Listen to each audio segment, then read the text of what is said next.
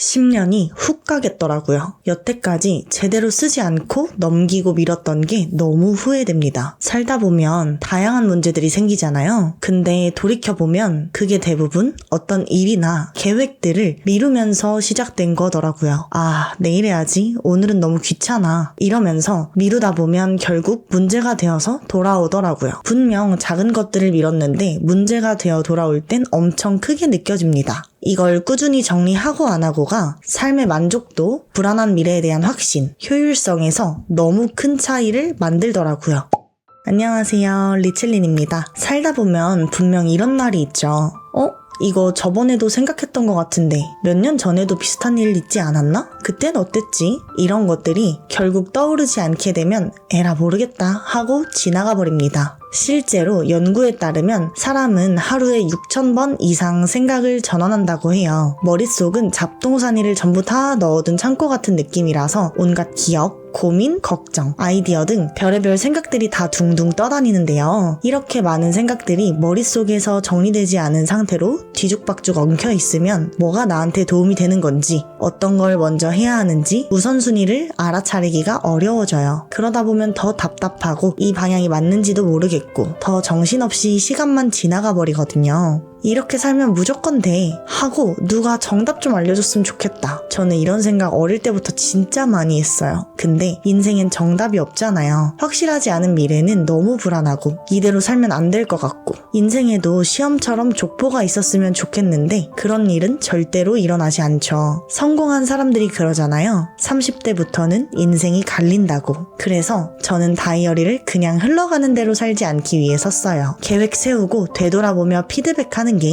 확실히 도움이 되는 걸 느낍니다. 이걸 꾸준히 정리하고 안 하고가 삶의 만족도, 불안한 미래에 대한 확신, 효율성에서 너무 큰 차이를 만들더라고요. 저도 일기랑 다이어리 전부를 디지털로만 기록했던 시기가 있었어요. 근데 결국 지속성이 떨어지더라고요. 이전 내용을 보고 싶을 때 찾기도 힘들고 한눈에 보기도 어렵고 컴퓨터 켜고 각 잡고 써야 하는 느낌이라 나를 위한 기록이 아니라 기록을 위한 의무적인 기록이 되는 느낌이 들어서 포기하게 되더라고요. 디지털 기록을 하다가 포기하고 또 다시 시도하고 또 다이어리로 옮기고 이러면서 지난 2-3년이 그냥 훅 지나갔어요. 이러다간 10년이 훅 가겠더라고요. 여태까지 제대로 쓰지 않고 꾸준히 기록하지 않고 넘기고 미뤄뒀던 게 너무 후회됩니다. 정신이 번쩍 들어서 몇 가지는 아날로그 기록으로 다시 바꿨어요. 이런 시행착오 끝에 유지하고 있는 방법은 11가지 정도인데요. 이 중에 제가 메인으로 기록하는 방식 5가지를 소개해 드릴게요.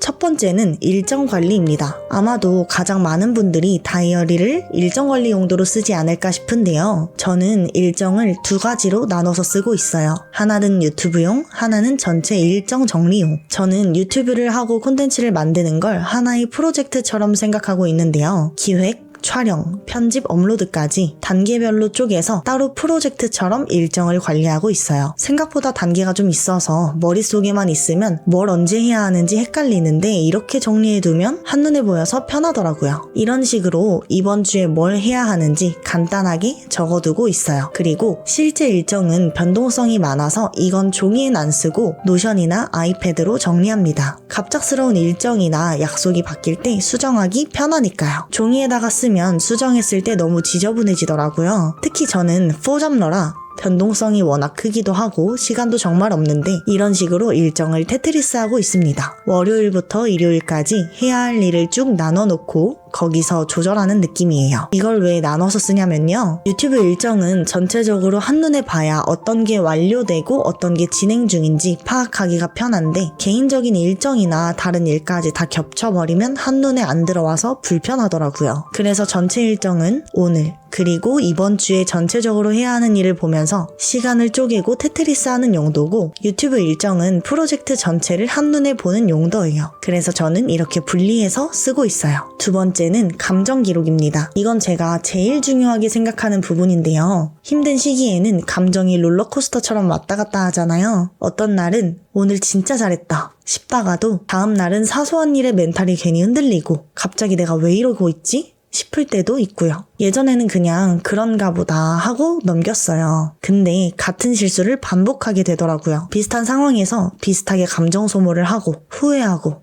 이러면 결국 스트레스가 쌓이잖아요. 그래서 내가 이런 상황에선 이런 감정을 느꼈구나. 다음엔 이렇게 해야겠다를 한번 정리해봐야겠다 싶어서 시작하게 됐는데 이렇게 하는 게 좀 쌓이니까 현명하게 대처하고 현명하게 선택할 수 있게 되더라고요. 그리고 전부 다른 일들로 스트레스를 받는 것 같지만 막상 정리해보면 비슷한 패턴이 보일 때가 많아요. 아, 나는 이런 상황에서 이렇게 반응하는구나. 아, 그때 이렇게 했으면 덜 힘들었을 텐데. 이런 게 쌓이면 예측 불가능한 변수에도 미리 대비할 수 있는 느낌이 들어요. 저는 상황, 감정, 행동이나 생각, 현실, 대처 이런 순서로 주로 적어요. 길게 안 써도 되지만 상황, 감정, 대처까지는 꼭 짧게라도 쓰려고 하는 편이에요. 이게 쌓이면 나 자신을 이해하는 데이터가 되더라고요. 세 번째는 아이디어 끄적이는 용이에요. 좀 메모장 같은 느낌인데 콘텐츠 아이디어나 해보고 싶은 거, 문득 든 생각 이런 거 메모 안 해두면 진짜 까먹거든요. 그래서 저는 다이어리 이 부분에 그냥 다 적어놔요. 정리 안 해도 돼요. 그냥 막 써요. 이런 식으로 그냥 떠오르는 대로 적어요. 다이어리나 기록을 할 때도 이런 부분은 좀 개선이 있었으면 좋겠다 싶은 것들을 적어두고 나중에 반영해요. 나중에 보면 쓸만한 것도 있고 아닌 것도 있는데 일단 적어두는 게 중요하더라고요. 네 번째는 공부 기록. 저는 관심 있게 보고 공부하는 분야가 있는데요. 그 공부한 내용을 적는 용이라고 생각해 주시면 돼요. 어떻게 보면 우리 예전에 수업 들을 때 필기노트처럼 그냥 작성용이라고 생각해 주시면 됩니다. 강의를 듣거나 영상을 보기만 하면 금세 잊어버리잖아요. 그래서 공부한 내용을 간단하게라도 정리해서 써요. 만약 이 부분에 대해서 아이디어나 반영할 부분이 떠오른다면 그런 메모까지도 함께 이 부분에 적습니다. 핵심만 몇 줄 적어놔도 나중에 다시 볼 때 훨씬 빨리 떠오르게 되거든요. 이런 식으로 오늘 뭘 배웠는지, 핵심이 뭐였는지 간단하게 정리하고 있어요. 다섯 번째는 독서 기록이에요. 모든 책을 읽을 때 기록하고 필사하는 건 아니지만 괜찮다 느끼는 책은 필사를 하면서 기록합니다. 왜냐면 읽을 땐 와 좋다 싶어도 며칠 지나면 뭘 읽었는지, 중요한 내용은 뭐였는지, 내가 어떤 생각을 했는지조차 잊어버리거든요. 그래서 책 읽으면서 인상 깊은 문장, 내 생각, 적용할 것 이런 걸 간단하게 적어요. 처음엔 이렇게 기록하진 않았어요. 처음엔 그냥 마음에 드는 구절을 따라 쓰는 정도? 그런데 점점 욕심이 생겼는지 내 생각들이나 반영하면 좋을 부분에 대한 걸 같이 적게 되더라고요. 물론 책을 끝까지 못 읽어서 중간에 비워져 있는 페이지도 있습니다. 내용이 좋은 책이 있었는데 생각이 안 나는 부분이 있다면 그 책을 펼쳐서 또 처음부터 끝까지 읽느냐고 시간을 쓸 필요가 없어요. 노트에서 다시 기억하고 싶은 부분만 찾아볼 수도 있고 앞뒤 내용이 더 궁금하면 그때 책에서 그 페이지만 찾아보면 돼요. 이런 식으로 책 제목이랑 인상 깊은 부분 그리고 내 생각을 같이 적어두고 있어요. 이렇게 해두면 나중에 그 책에서 뭐라고 했더라 싶을 때 다이어리만 펴면 바로 찾을 수 있어서 좋아요.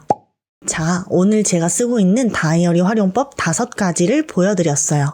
정리하면 일정 관리, 감정 기록, 아이디어나 끄적이는 용, 공부 기록, 독서 기록 이렇게 5가지 용도를 소개해드렸는데 혹시 눈치채셨나요? 제가 계속 같은 다이어리만 보여드렸다는 걸요. 저는 한 가지 다이어리 안에서 속지만 바꿔가며 분류해서 쓰고 있는데요. 저는 사실 다이어리에 작성하지 않은 빈칸을 남겨두고 넘어가는 걸 괜히 실패한 느낌이 들어서 별로 좋아하지 않아요. 그래서 저는 60 다이어리로 기록하고 있습니다. 제가 지금 쓰는 이 방법은 아예 정해진 틀이 없고 속지만 바꾸고 채우는 형식이라 내 상황이나 성향에 맞춰서 구성을 바꿀 수 있어요. 나한테 완전 맞춤형으로 만들어갈 수 있는 거죠. 그러니까 빈칸이 생길 일 자체가 없어져요. 그렇다 보니까 한 해의 중간에 시작해도 되고 쓰던 걸 멈췄다가 다시 이어가도 되고 아무런 제약이 없어서 아무 때나 그냥 시작할 수 있는 게 장점이에요. 최근에 다이어리 관련한 다른 영상을 많이 구경했는데 다른 영상 댓글들 보면 블랙 저널은 너무 답답하다, 숨막힌다 이런 반응이 많더라고요. 블랙 저널처럼 카테고리화 할 수는 있지만 그게 너무 어려운 분들에게는 60 다이어리를 추천드려요. 속지만 바꿔 끼우면 되니까 훨씬 쉽게 기록 습관을 유지하실 수 있을 겁니다. 중간에 다이어리를 포기하게 되더라도 내년엔 진짜 제대로 해야지 하면서 다음 연도 1월까지 시간 낭비하면서 기다릴 필요가 없어요. 부담 없이 바로 시작할 수 있고 그리고 중간에 끊겨도 빈칸 없이 다시 이어갈 수 있어서 오랫동안 유지할 수 있는 방법이에요. 이게 제가 60 다이어리로 기록을 정착한 이유거든요. 제가 이렇게 잘 쓰고 있는 60 다이어리를 어떤 기준으로 골랐는지, 실제로 어떻게 활용하고 있는지 따로 정리해둔 영상이 있어요. 혹시 나도 60 다이어리 한번 써보고 싶다, 이미 60 케이스는 있는데 어떻게 채워야 할지 모르겠다 하시는 분들은 그 영상도 같이 보시면 도움이 되실 거예요. 더보기란이랑 고정 댓글에 링크 남겨둘 테니까 관심 있으신 분들은 아래 링크 참고해주세요. 기록이라는 게 거창한 일이 아니라 나를 챙기는 가장 쉬운 방법이라고 생각해요. 미루지 않고 작은 것부터 시작하는 용기가 있다면 여러분의 10년 뒤는 분명 지금과는 다를 겁니다. 이 영상이 그 시작점이 되었으면 좋겠어요. 오늘 영상이 도움이 되셨다면 좋아요와 구독, 알림 설정까지 한 번씩 눌러주시고요. 여러분은 다이어리에 주로 뭘 쓰시는지도 댓글로 남겨주세요. 궁금하거든요. 앞으로도 기록, 습관, 자기관리 이야기 많이 가져올게요. 그럼 다음 영상에서 만나요. 안녕.